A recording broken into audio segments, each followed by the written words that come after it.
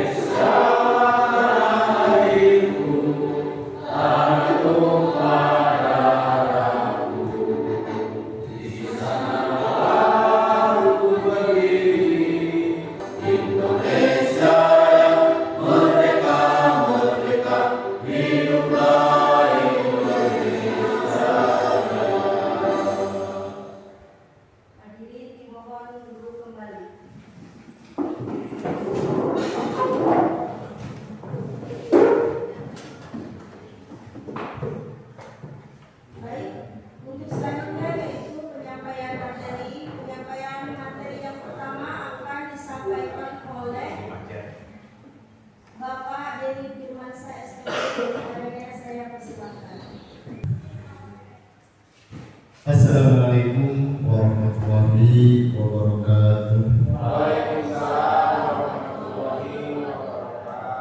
Yang mana pada yang pertama di modul pertama ini yang akan disampaikan yaitu kaitan dengan pola pikir bertumbuh. Lanjut, next. Ya, di sini kalau orang mau berpikir dengan growth mindset itu pola pikir bertumbuh, maka dia yakin masalah yang hanya sedikit itu jalan keluarnya banyak. Karena itu jangan menyerah, jangan putus asa, yakinlah ada jalan keluarnya. Menurut Profesor Abdul Muti selalu Kemendiknasmen saat ini. Nah, yang mesti kita pahami mengapa hari ini harus ada perubahan, karena mengingat di sini hasil survei ya membuktikan bahwa dari perwakilan siswa yang disurvei bahwa di Indonesia hanya 29% murid yang memiliki pola pikir bertumbuh, dan ini menunjukkan peringkat ketiga dari bawah. Jadi luar biasa ini dari bawah, berarti kita sangat tertinggal. Kemudian yang kedua, ada kolerasi antara jumlah murid yang memiliki pola pikir bertumbuh atau growth mindset dengan nilai akademik suatu negara. Jadi pola pikir itu sangat menentukan kemajuan negara. Ya. Kemudian yang berikutnya ada korelasi antara jumlah guru yang dimiliki atau yang memiliki, ya kita yang memiliki pola pikir bertumbuh itu akan mempengaruhi terhadap jumlah murid yang memiliki pola pikir bertumbuh pula.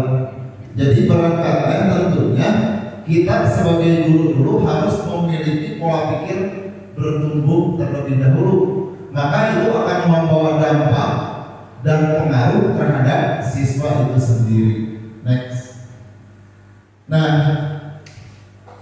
di pola pikir terdapat segalanya yang akan kita sampaikan. Ketika pola pikir kita sudah bagus, maka si pola pikir itu akan mendikte sebuah kegiatan yang bagus. Dan tentunya dengan mendikte sebuah kegiatan yang bagus, maka akan menghasilkan input atau output yang bagus. Ketika input bagus, prosesnya pun akan bagus dan outputnya pun akan bagus. Next. Lebih sehat kalau teratur. Next.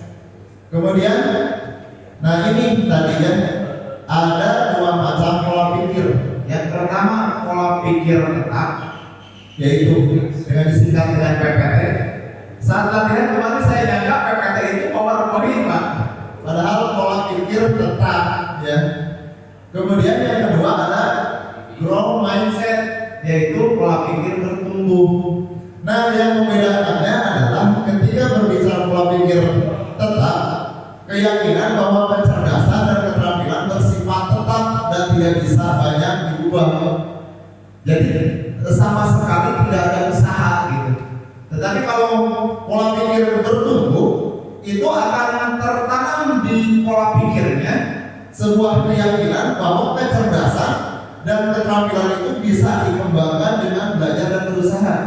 Istilah mayoritas kita suka mengatakan dengan satu moto bahwa orang bisa itu karena biasa, ya.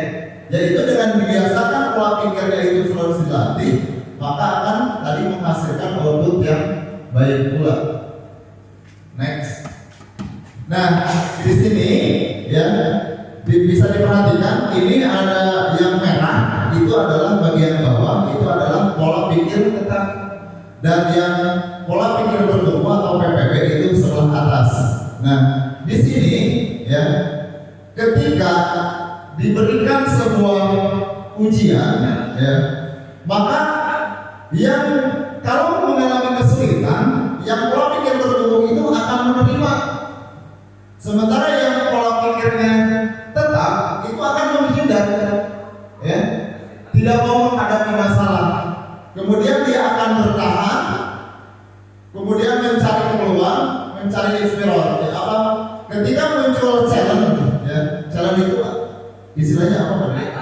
Tantangan, kemudian sekali itu rintangan. Ya, ketika ada rintangan, dia akan bertahan, ya. Kalau yang PPT itu pasti menyerah, ya. Ya. Jadi saya mah udah tidak bisa gitu, sudah aja saya mah pasrah menyerah gitu, ya. Kemudian opportunity itu apa? Barikan keuntungan, ya. Jadi ketika ada sesuatu peluang itu, ketika ada sesuatu yang dia sedikit pahami, maka itu akan menganggap peluang. Kalau ada keuntungan itu, kalau yang PPT itu mubadil lah, gitu kan? Saya akan menganggap seperti itu.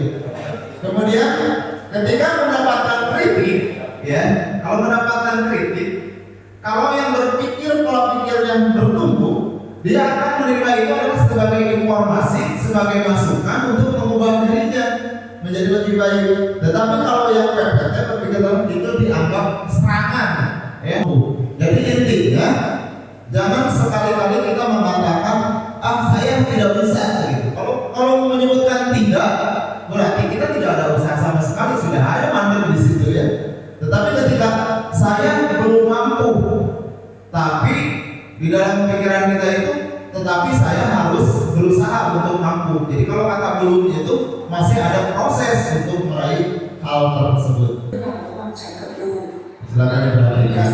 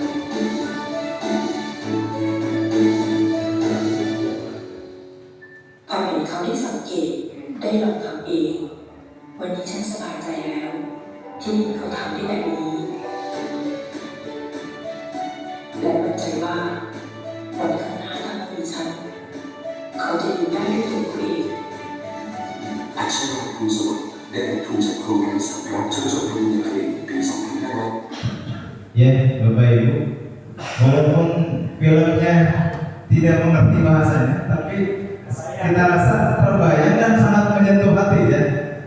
Kita kayaknya kalau melihat siswa kita bisa membuat pola pikirnya menjadi pola pikir bertumbuh, menjadi anak-anak yang hebat seperti dalam video tersebut. Tadi terlihat ada sebuah tantangan manakala dia menginginkan sesuatu, tidak punya uangnya. Bagaimana dia harus mencari uang? Kemudian bagaimana dia mendapatkan sesuatu itu dengan usaha-usaha ke kerangka pembelajaran mendalam, ya.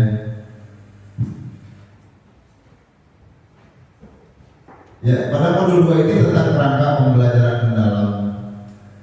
Kenapa ini harus dilakukan? Yang melatar belakangi adalah yang pertama, perubahan masa depan sulit diprediksi. Artinya kita tidak tahu mau jadi apa.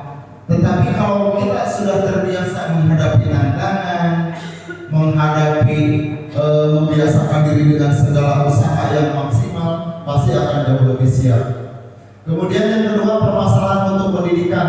Ya, memang kenyataan kita literasi, numerasi, keterampilan berpikir tingkat tinggi dan ketimpangan pendidikan yang terjadi di Indonesia sekarang belum merata. Ya, nah, pada deep learning atau pembelajaran mendalam, ya, ini deep learning ya Bapak Ibu, definisinya adalah pembelajaran mendalam merupakan pendekatan yang memuliakan dengan menekankan pada penciptaan suasana belajar.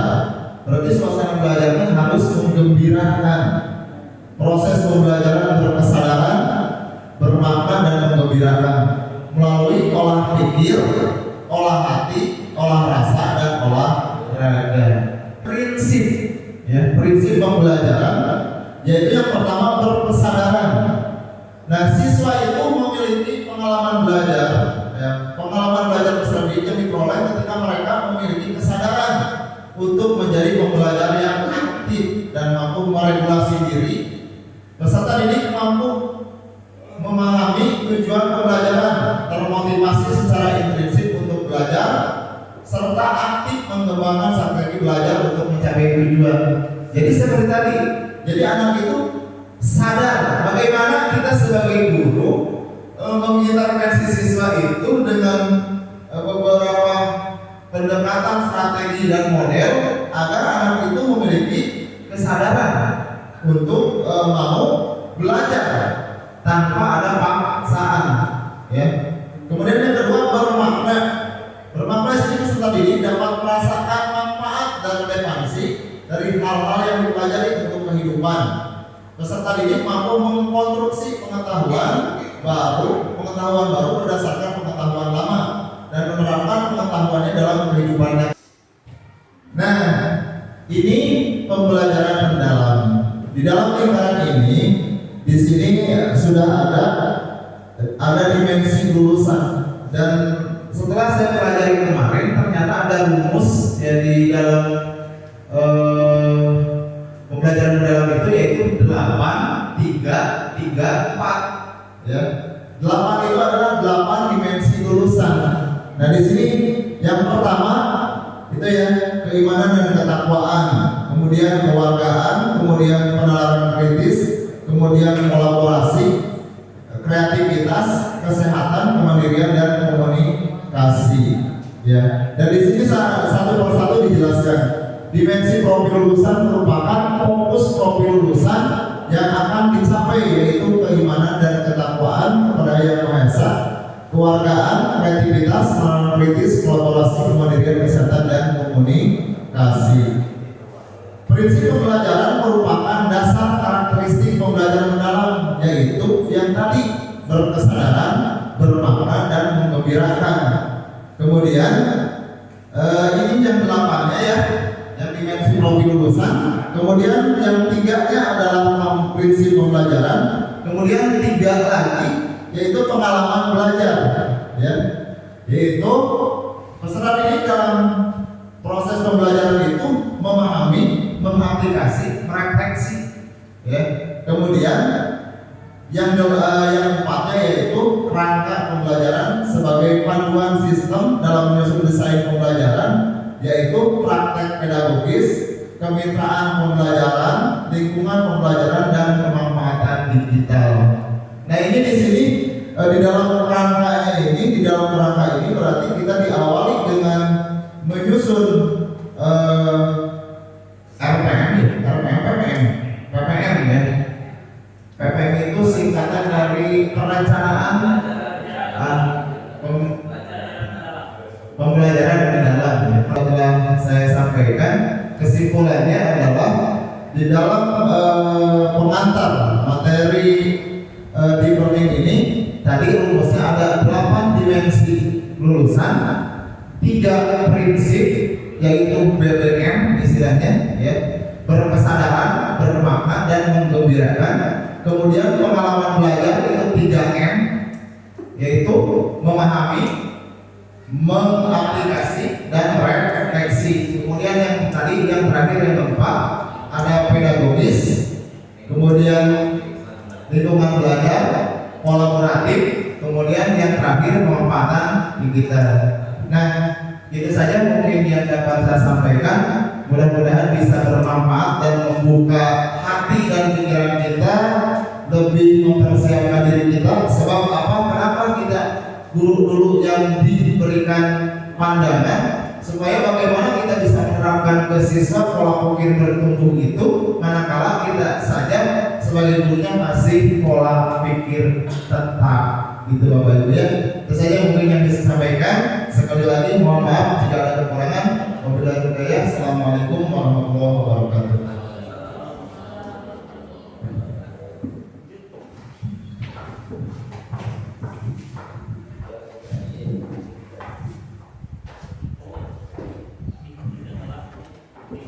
Baik, terima kasih kepada narasumber Bapak Dhani Firmansyah yang telah menyampaikan materinya. Sedikit menyimpulkan bahwa beberapa hasil yang kita dapat tergantung pada pola pikir kita. Dan alhamdulillah membantu menuju Bapak Kepala Sekolah dan Pak Ujang yang ini sebagai narasumber, juga Bapak Ibu guru yang hadir di sini mengikuti pengimbasan pelatihan pembelajaran dalam. Mohon izin ya menyampaikan apa yang beberapa saat ke belakang kami mengikuti pelatihan, mengikuti diklat ya, yang notabene masih panjang ke depannya. Kemarin baru menerima materi secara secara maraton apa tugas dengan tugas ini tuh. Jadi mohon maaf apabila banyak sekali kekurangan. Mohon izin sambil duduk sambil berdiri ya. Modul yang keempat, ini materi yang keempat, harusnya Pak Ujang dulu tapi nanti biar langsung ya, yaitu terkait dengan assessment dalam pembelajaran. Mungkin Bapak dan Ibu ini yang jadi kelebihan guru ya. Yang jadi kelebihan guru itu kita itu suka memberikan pengukuran atau assessment.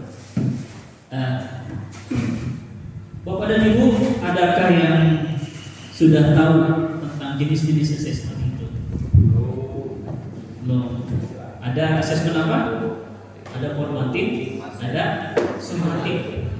Ya, sumatif akhir jenjang, sumatif akhir semester, sumatif tengah semester. Ya, kalau yang formatif itu yang bagaimana? Ini ada perbedaannya. Perbedaan tentang assessment, ada formatif dan sumatif. Nanti kita lebih jelasnya. Menurut Bapak Ibu, kalau assessment formatif yang bagaimana? Ya, di sini pengertiannya dulu. Penilaian atau assessment adalah proses pengumpulan dan pengolahan informasi untuk mengetahui kebutuhan belajar dan capaian perkembangan atau hasil belajar murid. Ini menurut Permendikbud nomor 21 tahun 2022. Ini ada dua ya, assessment formatif dan assessment sumatif. Yang lebih sederhananya nih dalam pengelompokannya. Kalau formatif itu assessment yang dilakukan sebelum dan pada saat pembelajaran. Sedangkan sumatif itu dilaksanakannya setelah akhir pembelajaran.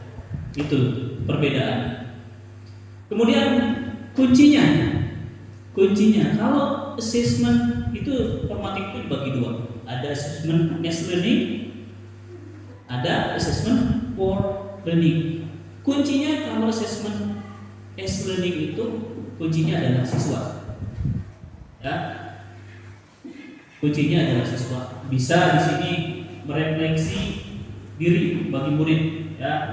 Penilaian peer assessment antar murid, saling dicek sudah sejauh mana ya, teman kita menguasai pembelajaran. Kemudian ada jurnal, ada checklist, bisa menggunakan observasi, pertanyaan-pertanyaan seperti itu. Tapi yang fokus di sini adalah murid. Ya. Kemudian assessment for learning itu terfokus pada guru. Dan kita mengobservasi diri atau menilai diri sendiri, atau juga bisa diobservasi oleh rekan yang lain. Untuk apa? Untuk perbaikan pembelajaran. Ini fungsi dari assessment for learning. Ini dua-duanya masuk dalam assessment formatif.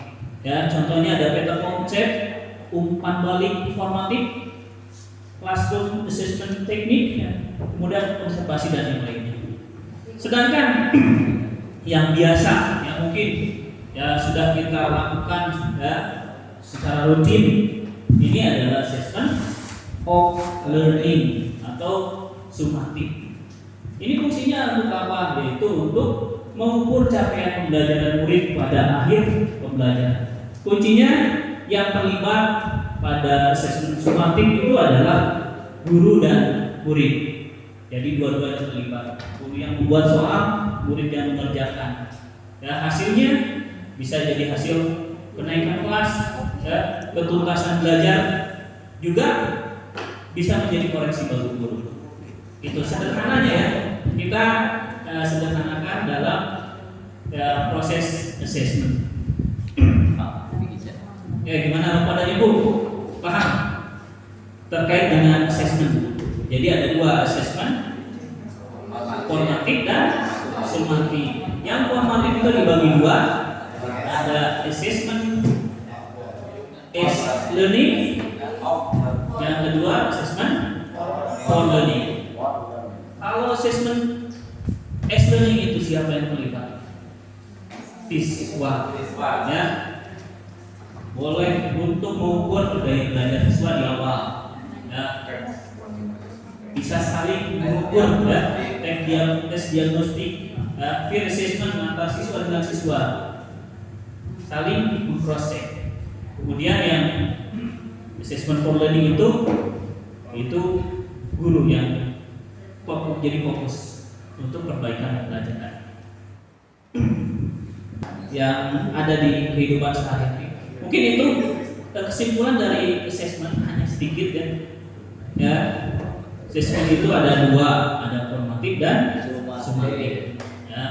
Sedangkan yang formatif juga dibagi dua, ada assessment as learning, ada assessment for learning. Assessment as learning itu untuk fokusnya untuk siswa. Ya. Kemudian assessment for learning fokusnya guru. Ya. Ini dari awal dan saat pembelajaran. Kalau assessment sumatif adalah assessment akhir pembelajaran untuk mengukur ketercapaian, kenaikan kelas dan yang lainnya. Lanjut ya, satu lagi. Ini masih nyambung dengan materi Pak Denny tadi, ya, tentang inquiry kolaboratif. Ya, ini yang harusnya materi terakhir, tapi kalau guru biasanya peruntukan pembelajaran itu dibawa untuk menyusun sebuah RPP atau sebuah modul ajar, atau sekarang istilahnya jadi PPM, perencanaan pembelajaran. Itu yang akan jadi fokus terakhir. Makanya yang Pak Ujang nanti di akhir. Judulnya inquiry kolaboratif, yaitu membangun budaya belajar berkelanjutan. Kolaboratif ternyata bukan hanya siswa saja yang harus berkolaborasi. Ternyata kita pun, guru pun harus melakukan kolaborasi. Di sini pengertiannya ya, yaitu pendekatan berbasis tim yang memberdayakan guru untuk bersama-sama mengidentifikasi tantangan, merancang strategi, dan menyempurnakan praktik pengajaran. Ini adalah proses reflektif dan berbasis data yang meningkatkan hasil belajar dan profesionalisme guru. Sebenarnya ini sudah kita lakukan dalam kegiatan NGMP, dalam kegiatan Kombel, itu kelompok belajar ya, atau komunitas belajar, dan di sanalah kita disebut itu ngobrol, tapi harus berdasarkan data. Kalau kemarin itu kita ngobrol cukup kita si Ahmad seperti ini, sama jadi ada itu. Nah itu kita lanjutkan dengan bagaimana cara pemecahan masalahnya. Bisa juga membuat sebuah pembelajaran yang kolaboratif. Nanti itu masuk dalam project based learning bisa, ya. Makanya ada kurikuler juga, ya. Pembelajaran kurikuler itu harus dilaksanakan. Ya. Misalkan IPA dengan bahasa Inggris, keterkaitannya. Kemudian satu permasalahan yang akan difokuskan itu. Nah, ini masuk dalam inquiry kolaboratif. Jadi bukan hanya siswa saja yang melakukan pembelajaran kolaboratif, kita juga bisa ketika punya permasalahan di kelas, kita ngobrol dengan tim, kita ngobrol dengan yang serumpun, misalkan matematika dengan IPA. Ujang ini tuh mau ternyata masalahnya itu bisa karaban. Bagaimana masalahnya? Ya, untuk bahasa Inggris dan bahasa Indonesia, kenapa? Ternyata kita dicek dan pemahamannya jangankan untuk memahami bahasa Inggris, ketika diterjemahkan ke bahasa Indonesianya pun opini itu apa? Opinian, ya. Cara memberikan pendapat itu opinian. Pak opini teh aman. Ternyata di bahasa Indonesia lagi ngajar. Jadi perlu pendalaman. Ya, itu permasalahan bersama yang akan kita bimbingkan dalam inquiry kolaboratif. Dan pembelajaran kita itu terus meningkat. Perbaikan ya bisa kita lakukan bersama-sama. Oke. Di sini yang pertama tadi pemahamannya. Di sini juga dari inquiry kolaboratif bisa menciptakan budaya belajar yang kuat. Ya.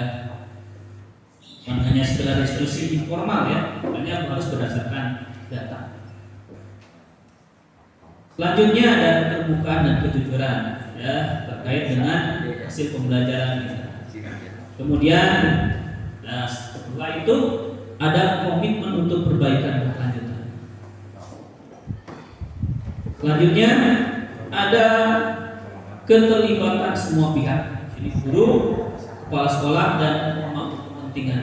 Bahkan tadi dengan kemitraan pun ya di sekolah kita mungkin kemitraan dengan luar itu masih lemah ya Pak. Dengan orang tua komunikasinya pun kurang ya. Dukungan ya dari orang tua kepada sekolah juga relatif kurang. Hanya orang-orang tertentu yang mengerti, yang fokus, yang mau tahu tentang kegiatan pembelajaran muridnya atau anaknya di sekolah. Nah, dan ini merupakan tantangan bagi kita. Ya, siklusnya ini ada siklusnya. Yang pertama mengidentifikasi. Ya, kita harus identifikasi berdasarkan yang tadi. Ya, kemudian setelah diidentifikasi kita mulai merancang pembelajaran. Ya, ada prinsip pembelajarannya, pengalaman belajar, dimensi profil lulusan, dan kerangka pembelajaran. Yang 8, 3, 3, 4 tadi bisa diterapkan dalam perencanaan. Kemudian yang ketiganya implementasi, dilaksanakan. Setelah kita rencanakan, kita coba laksanakan. Ya. Nah, setelah dilaksanakan tidak selesai. Ya, kita ada measure, reflect, dan change. Nah, kita ada mengukur hasil. Ya, kemudian merefleksi dan apa yang harus dirubah ini. Setelah perencanaan pertama, pasti ada yang baik, ada yang kurang. Mana yang perlu dirubah? Ya. Ini penerapan query kolaboratif di sekolah. Ini ada contohnya. Kita baca saja contohnya ya. Contoh yang pertama, contoh kasus ya. Sebuah SMP di daerah pesisir Jawa ya menghadapi tantangan pembelajaran yang cukup kompleks pada materi IPA tentang banjir. Sekolah ini memiliki murid yang berasal dari lingkungan yang sering terdampak banjir, sehingga materi tersebut sangat relevan dengan kehidupan sehari-hari mereka. Namun, guru-guru menyadari bahwa pembelajaran selama ini cenderung bersifat teoritis. Ya, kadang kita memberikan materi itu kadang teoritis. Coba kita gali dengan fenomena yang terjadi di sekitar kita. Ya. Kemudian kurang mengaitkan materi dengan pengalaman nyata murid, sehingga minat dan pemahaman murid kurang optimal. Contohnya kalau dulu air terjun yang tertinggi di dunia Niagara, tapi air terjun yang paling tinggi di Sukabumi atau di daerah Pajama nggak tahu, ya? Curug Cikasok, Cikampek, ya? Bahkan ada yang ke penangkaran penyu belum pernah. Nah, itu global of team ya, berpikir untuk global ya, berpikir terkuat dulu ya. Sekarang dibalik pemikirannya. Lanjut ya. Selain itu, suasana belajar sering terasa monoton dan kurang termotivasi murid untuk aktif berpartisipasi. Ini juga kesulitan menghubungkan konsep ilmiah dengan kondisi lingkungan sekitar mereka. Guru-guru merasa perlu merancang pembelajaran yang lebih berkesadaran, bermakna dan membahagiakan, agar murid tidak hanya memahami materi secara kognitif, tetapi juga mampu mengaplikasikan pengetahuan dalam konteks nyata dan merasa senang dalam proses pembelajaran. Tadi prinsip pembelajaran mendalam itu apa di planning itu? Apa saja? Kesadaran atau bahasa Inggrisnya apa? Mindful. Ya, kemudian bermakna, meaningful. Kemudian joyful itu menggembirakan, bukan menyenangkan, tapi menggembirakan. Ya, maknanya berbeda. Kalau dibahas gembira dan senang itu beda. Ya, lanjut ya. Ini contoh kasusnya. Kemudian nih kita belajarnya berbasis data. Nah, tadi identifikasinya apa? Tulis ya, deskripsinya apa, peranggulnya apa, ya, outputnya bagaimana. Ini langkah perencanaan. Kemudian perencanaannya bagaimana? Merancang rencana pembelajaran berdasarkan ya berkesadaran, bermakna dan membahagiakan. Ini terus dimasukkan ke dalam tabelnya. Ya, lanjut implementasinya. Kemudian yang terakhir dengan ya measurement, reflect, and check. Ini yang harus kita lakukan dalam kegiatan pembelajaran kita. Untuk apa? Untuk perbaikan pembelajaran bersama-sama ya. Ketika kita mengalami permasalahan, kita ngobrol. Mungkin ini maksudnya kalau di kurikulum Merdeka kemarin ada kombel ya, komunitas belajar, sekarang dikuatkan kembali harus melakukan inquiry kolaboratif. Jadi beda istilah, namun lebih dijabarkan dalam ya tahapannya. Ya, gitu-gitu kayaknya.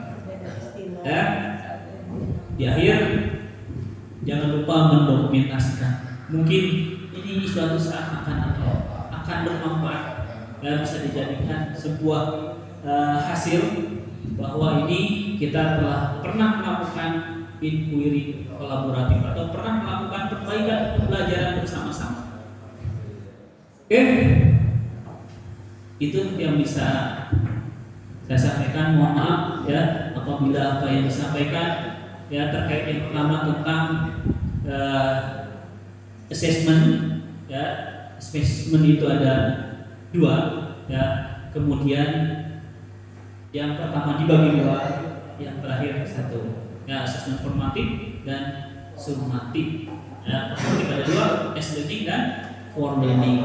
Nah, kemudian assessment summatif. Kemudian pada materi yang kedua adalah inquiry kolaboratif, yaitu kerjasama untuk memecahkan masalah untuk perbaikan pembelajaran. Jadi ada mengidentifikasi, kemudian merencanakan, implementasi pelaksanaan, dan yang terakhir ada refleksinya. Ya, itu yang bisa saya sampaikan. Terima kasih. Billahi taufiq wal hidayah. Wassalamualaikum warahmatullahi wabarakatuh.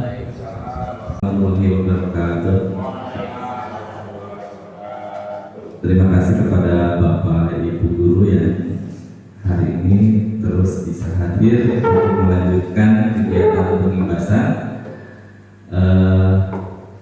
yang mana saya diberikan tugas untuk melanjutkan modul 3, yaitu tentang prinsip dan pengalaman belajar pada pembelajaran mendalam. Sebelumnya izin Bapak Kepala Sekolah untuk menyampaikan materi, kemudian Pak Dede juga selaku peserta pengibasan. Untuk prinsip dan pengalaman belajar pada pembelajaran mendalam tadi juga sebetulnya sudah terbahas oleh teman-teman, tinggal mungkin menguatkan kembali ya. Ada 3 prinsip pembelajaran mendalam. Yang pertama adalah berkesadaran atau mindful ya. Kemudian bermakna atau meaningful. Kemudian joyful atau menggembirakan. Jadi 3 prinsip ini tentunya nanti harus tersirat di dalam perencanaan pembelajaran mendalam ya. Apa saja sih kaitan dengan berkesadaran ini atau prinsip pembelajaran mendalam berkesadaran ini?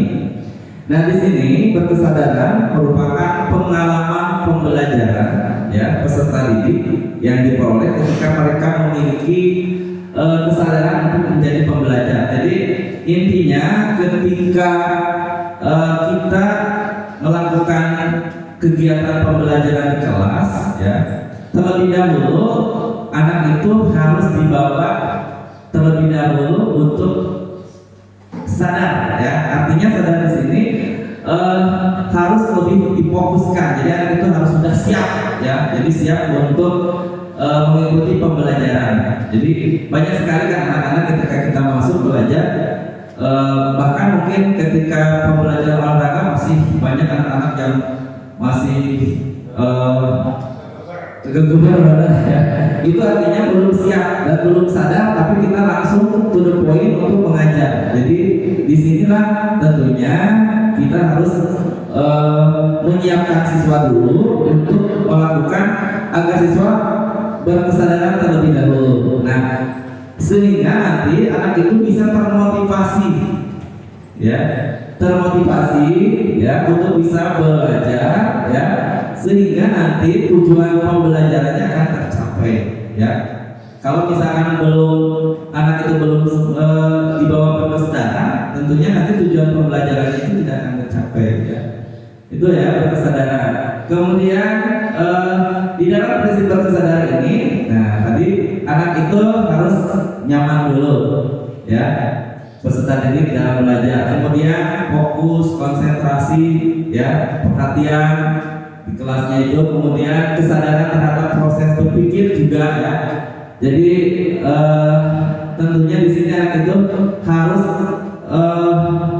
bisa berpikir ketika sedang proses pembelajaran. Kemudian kesempatan peserta didik menentukan pilihan, memiliki alasan atas pilihannya, itu salah satunya. Kemudian juga keterbukaan terhadap perspektif baru, keinginan tahuan terhadap pengetahuan dan pengalaman baru.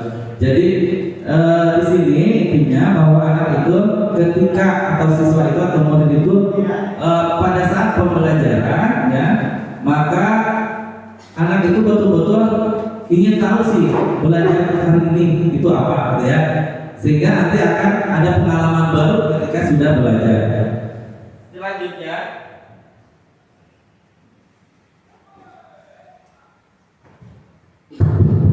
Selanjutnya bermakna. Ya, bermakna di sini adalah ketika peserta didik menerapkan pengetahuannya secara kontekstual. Nah, bermakna di sini lebih ke di mana siswa itu ketika hari ini belajar, maka dia ada pengalaman baru yang bisa dijadikan sebuah pengetahuan barunya. Ya. Dan tentunya bermakna di sini kegiatan pembelajarannya itu harus lebih ke kontekstual. Ya, kalau misalkan pembelajaran IPA, ya tentunya mengenai tentang ekosistem, maka tentunya anak harus pembelajarannya sesuai dengan ekosistem. Misalkan yang mau disampaikan materi tentang ekosistem sawah, berarti anak harus dibawa ke pesawahan gitu ya. Ada apa saja ekosistem di sana. Sini salah satunya ada pengalaman baru yang bermakna bagi siswa gitu ya. Kalau misalkan kita tadi konsep pembelajarannya kata Pak Didi ya, itu pembelajarannya klasikal ceramah gitu ya, atau tanya jawab. Nah tentunya kegiatan pembelajaran tersebut itu sangat jauh dengan pembelajaran sesuai prinsip pembelajaran mendalam. Jadi tidak ada makna di situ siswa ketika proses pembelajaran. Jadi kalau ceramah itu kayaknya itu fiktif ya.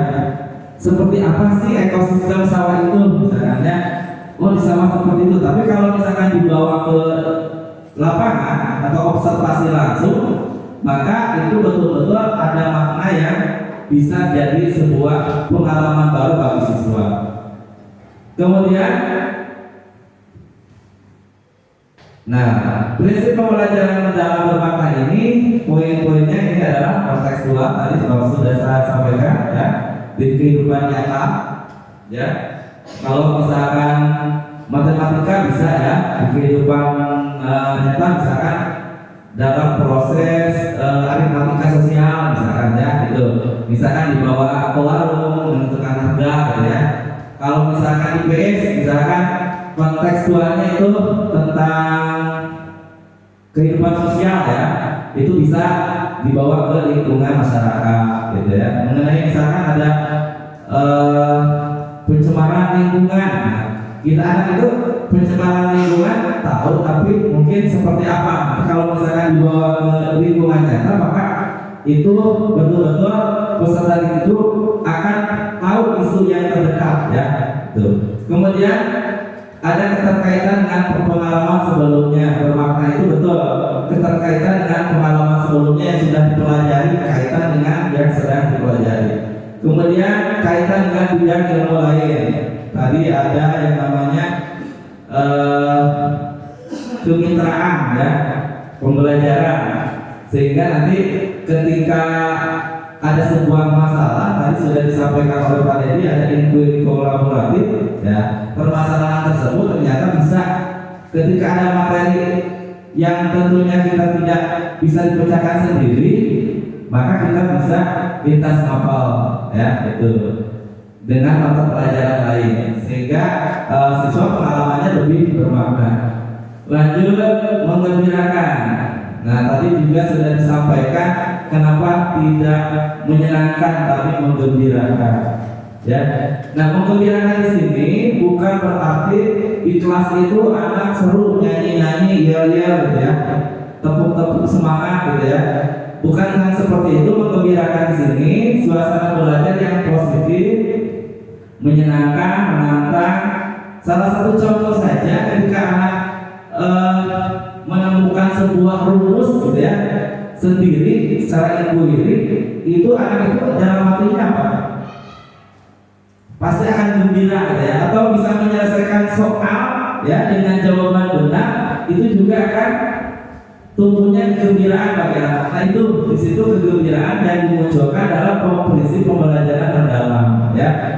Sehingga anak itu betul-betul atau siswa itu betul-betul ketika proses pembelajarannya itu menggembirakan, ya. Nah intinya,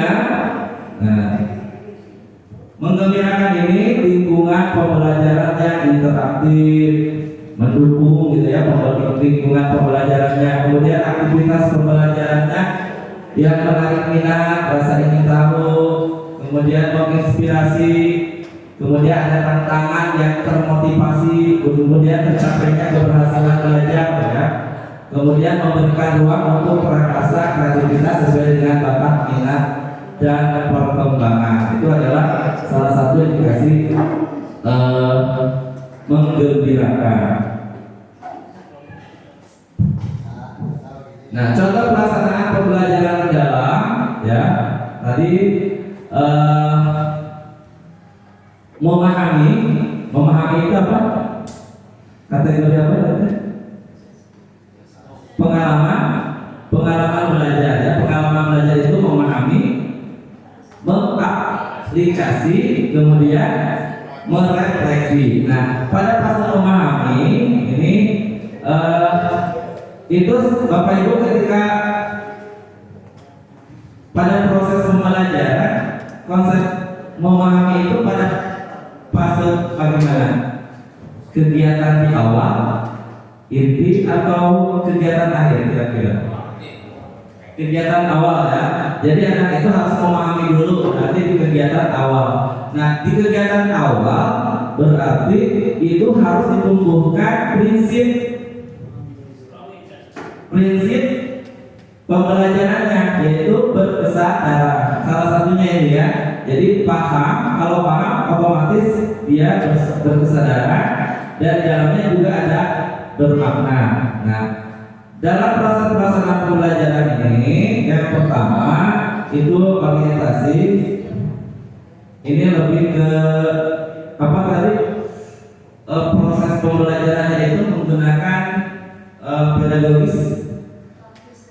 Praktis pedagogisnya itu menggunakan metode pembelajaran PBL, PJBL, betul kan? Di PBL itu ada sintak-sintaknya, ya. Ada orientasi, ada merumuskan masalah, kemudian ada pengumpulan data, ada pengolahan data dan analisis. Ini adalah sintak-sintak ke PBL atau PJBL, ya. Kuisnya dilewat, ya. Nah, ini ada perbedaan dari kurikulum merdeka dengan sekarang. Sebetulnya sekarang ini masih kurikulum merdeka, tapi pendekatannya sekarang deep learning, gitu ya. Nah, yang membedakannya kalau dulu ada platform merdeka mengajar PMM, ya. Sekarang yang lebih dikenal dengan JMM, gitu ya. Jempol, Minfo dan Minfo. Nah, ini coba Pak Ibu bisa dibaca.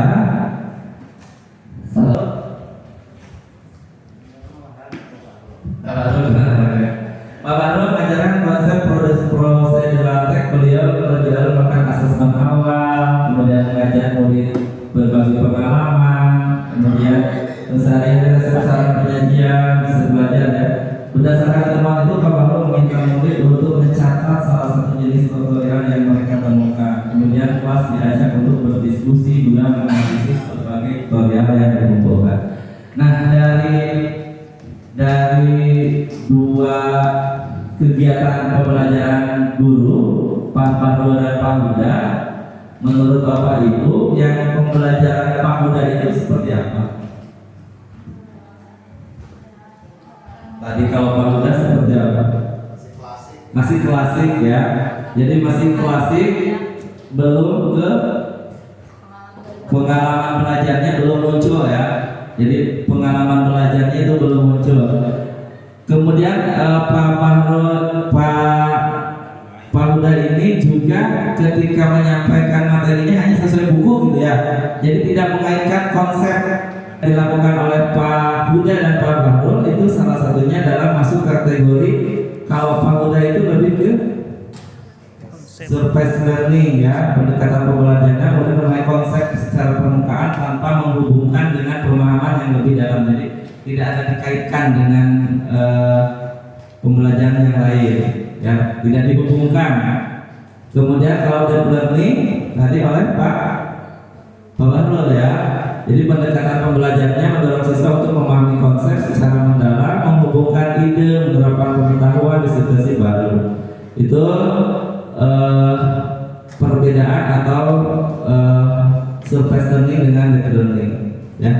Itu inti pemahaman. Kalau pengalaman belajar, memahami, mengaplikasikan, merefleksikan. Kalau memahami mungkin lebih ke kegiatan awal pembelajaran.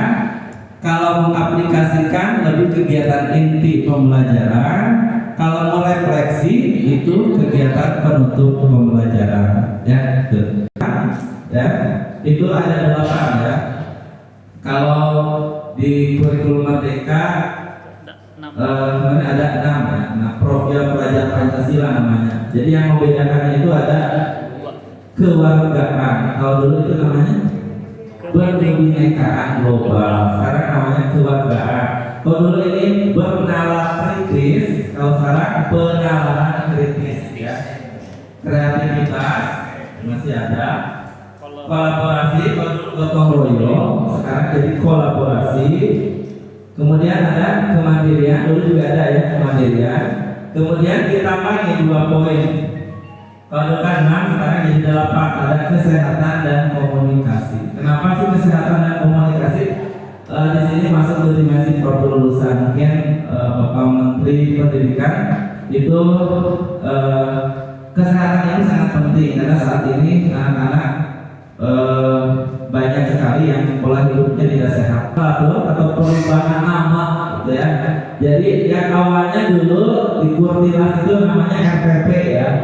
Ketika kurikulum 2013 RPP, kemudian kurikulum Merdeka ganti jadi modul ajar. Sekarang namanya PPM ya, perencanaan pembelajaran mendalam gitu ya. Jadi judulnya ganti gitu ya. Kemudian kalau di Kurtilas itu sebutan kesiswanya ketika siswa di RPP-nya itu siswa gitu ya. Kemudian di modul ajar kemarin itu peserta didik ya. Itu sekarang di PPM itu murid gitu ya. Jadi kemurid namanya. Jadi sebutannya murid ya. Kemudian kalau dulu pendidik, kalau sekarang guru ya. Sekolah sekarang satuan pendidikan. Kemudian tahun pelajaran, tahun ajaran dengan perubahan P5 itu sekarang ganti jadi kokurikuler. Kokurikuler ya. Kemudian profil pelajar Pancasila jadi DPL, profil lulusan, dan penilaian sekarang namanya jadi asesmen gitu. Asesmen ya, penilaian itu jadi asesmen tadi sudah dibahas oleh Pak Dede.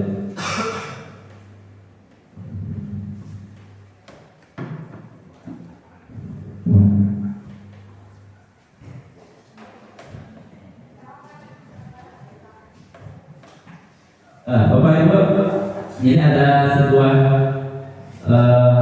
apa ya namanya? Kutipan ya, kutipan. Gagal dalam merencanakan sama artinya dengan merencanakan kegagalan. Maksudnya yang paling utama berarti kita sebagai guru ya tentunya harus ketika mau mengajar itu harus membuat perencanaan yang baik ya, yang matang ya. Jadi perencanaan ini yang membawa kesuksesan proses pembelajaran, keberhasilan proses pembelajaran sesuai dengan tujuan pembelajaran. Kalau misalkan kita tidak merencanakan atau perencanaannya gagal, itu salah satu jadi perencanaan gagal ya. Nah, dalam PPM atau perencanaan pembelajaran ada 4 komponen ya. Ada 4 komponen yang harus disiapkan sebelum membuat kegiatan, sebelum membuat PPM atau perencanaan pembelajaran mendalam. Yang pertama komponen identifikasi itu ada juga bisa terserat di PPM-nya ataupun tidak ya. Nah, identifikasi yang pertama kita sebutnya profil lulusan itu harus tertulis, tapi tidak harus semuanya termuat.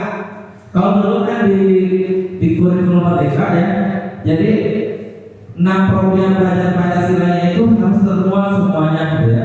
Nah, sekarang itu tidak harus 8-nya ada di RPP itu. Misalkan ambil minimal satu ada.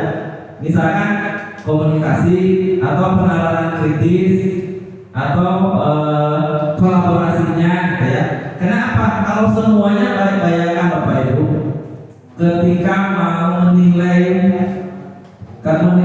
proses gitu ya, menilai prosesnya terbayang itu lebih penilaiannya sangat panjang gitu ya. Desain pembelajaran. Komponen yang kedua desain pembelajaran. Desain pembelajaran berarti itu tersurat pada PPM ya. Di desain pembelajaran itu ada capaian pembelajaran.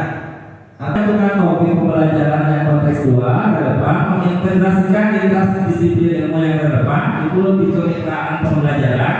Kemudian tujuan pembelajaran, menentukan kerangka pembelajaran, baik praktik pedagogis, kemitraan pembelajaran, lingkungan pembelajaran, dan pemanfaatan digital. Pengalaman belajar itu tadi yaitu memahami, mengaplikasi dan merefleksikan. Jadi di sini pengalaman belajar itu dirancang ya, prinsipnya di kesadaran, bermakna dan menggembirakan. Jadi dimasukkan di situ ya. Kemudian baca tahapan pembelajaran dengan langkah-langkah kegiatan awal, inti dan penutup. Seperti biasa, akhir komponen di PPM ini adalah asesmen tadi yang sudah dibahas oleh Pak Dede ya. Jadi jangan lupa itu asesmen itu harus selalu ada di PPM. Asesmennya bisa formatif, bisa sumatif ya. Sebetulnya tidak harus dua-duanya ada sumatifnya. Bisa sumatif itu mungkin di akhir kalau misalkan kita lihatnya kalau pembelajaran itu ada bab gitu ya, bab 1, bab 2, bab 3 gitu ya. Nah kan setiap bab itu TP-nya pasti beda gitu ya. Nah kalau misalkan sumatif itu misalkan mengukur capaian pembelajarannya, misalkan nanti di pertemuan ketiga saja sumatifnya gitu ya. Kan satu bab itu bisa 4 pertemuan, bisa 5 pertemuan misalkan ya. Nah di pertemuan akhir misalkan kita buat sumatifnya gitu ya. Nah kalau di PPM, jadi tadi ada asesmen AS learning, ada core learning. Kalau AS itu tadi lebih ke mungkin menguji kemampuan awal, bisa pemantik, pertanyaan pemantik juga itu adalah AS learning. Kemudian kalau yang core learning prosesnya ya, misalkan proses pembelajarannya, misalkan ketika anak berdiskusi gitu ya, melakukan presentasi, itu salah satu jadi tes formatif. Contohnya ya, PPM-nya seperti ini. Yang pertama ada identifikasi ya. Nah seperti ini identifikasi siapa peserta didik sebelum belajar, pengetahuan awal, minat, latar belakang, budaya belajar dan aspek lainnya. Kemudian materinya juga dituliskan. Kemudian dimensi DPR-nya juga dituliskan, bisa tulis salah satu, tidak harus semuanya ya. Kemudian di desain pembelajarannya itu ada capaian pembelajarannya dituliskan, tujuan pembelajarannya dituliskan, kemudian lintas disiplin ilmu ya. Ini lebih ke tuliskan disiplin ilmunya mata pelajaran apa gitu ya, yang terhubung dengan mapel apa. Misalkan IPA bisa saja dengan IPS itu di materi apa, tidak ada IPA itu pelajaran IPA, tapi juga ada di pelajaran IPS. Nah ini bisa sebetulnya tadi Pak Dede menyampaikan ada intuitif kolaborasi, jadi bisa dalam satu permasalahan materi bisa dilakukan oleh lintas mapel 2 atau 3 mapel ya gitu. Ekosistem bisa ya, Mesti contoh misalkan materi ada matematika, informatika bisa. Kalau misalkan materi pencemaran lingkungan, ya itu dengan IPA, dengan IPS juga ada, ya. Gitu. Terus misalkan persawahan itu bisa dijadikan lingkungan belajar. Kalau misalkan kalau pencemaran lingkungan, sungai yang kotor itu juga bisa dijadikan lingkungan pembelajaran. Kemudian pemanfaatan digital tadi juga sudah dibahas di kerangka pembelajaran, ya. Itu pemanfaatan digital ini harus tercantum di PPM, kegiatan awal, kegiatan inti, dan kegiatan penutup, ya. Nah, kegiatan awal, di kegiatan awal itu harus dituliskan prinsip pembelajarannya, ya. Misalnya berdasarkan permakna menggembirakannya.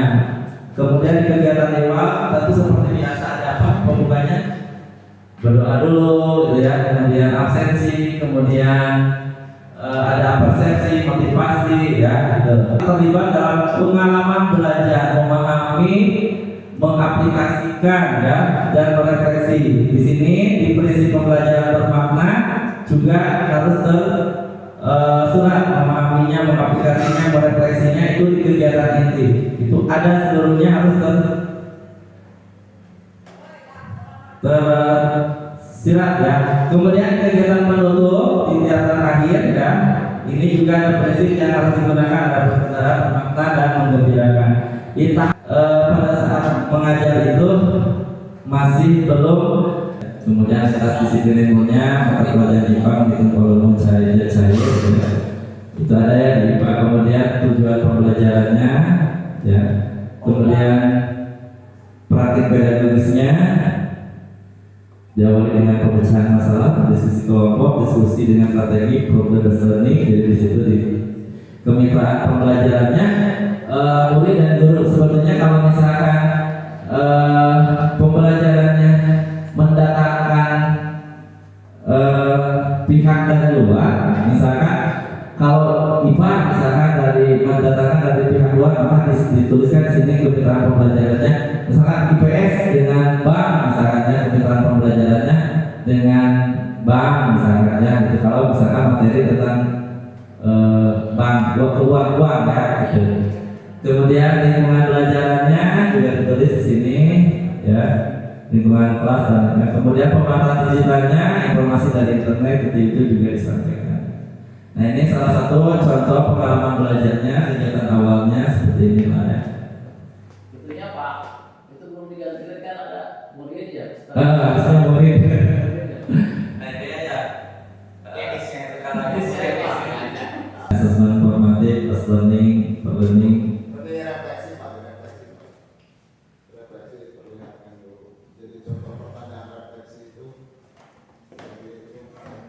Ya seperti inilah, ya. Pahami, menuliskan pertanyaan yang belum dipahami bisa, atau juga membandingkan sejak kelompok berkesalahan dan terus berrefleksi. Nah ini ya seperti ini, bagaimana cara saya menghitung ini, kemudian mana saya bisa menggunakan konsep ini. Jadi yang dipelajari ini nanti manfaatnya di mana, gitu ya, gitu. Akan digunakan konsep ini di mana, gitu ya. Bisa, gitu ya, diumpan balik untuk refleksi itu, sehingga nanti bisa mengukur ketercapaian kolaboratif dan penanganan kritis, ya betul ya, di dua komponen. Nanti ini penanganan kritisnya seperti ini, kemudian di kolaborasinya seperti ini. Benar, asesmen sumatifnya. Sebetulnya untuk mempelajari pemahaman konsep pendekatan pembelajaran dalam ini tidak cukup dengan 1 jam 2 jam, ya. Harus kita juga yang 5 hari di sana, ya, Pak Denny. Tadi betul kata Pak Denny bahwa ini pembelajaran yang sebetulnya sama seperti dulu menggunakan CBSA, ya. Cara belajar siswa aktif. Jadi di sinilah ada kolaboratifnya ya. Jadi di DPR ada kolaboratifnya. Jadi siswa itu betul-betul menjadi student center dalam pembelajaran, memecahkan sebuah masalah di Ibu yang dapat saya sampaikan. Namun sebelumnya sebelum ditutup ada kuis dulu ya, bukan kuis, mungkin sebagai post test lah ya, untuk mengukur kemampuan kita, apakah pemahaman kita sampai sejauh mana dari hasil pengibasan tadi.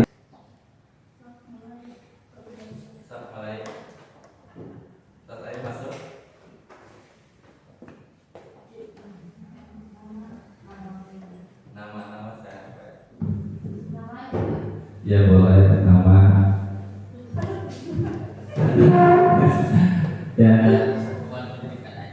tidak ada yang mau.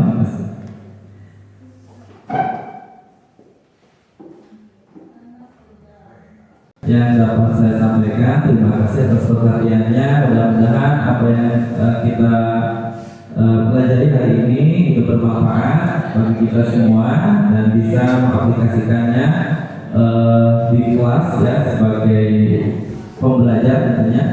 Itu saja. Terima kasih. Wassalamualaikum warahmatullahi wabarakatuh.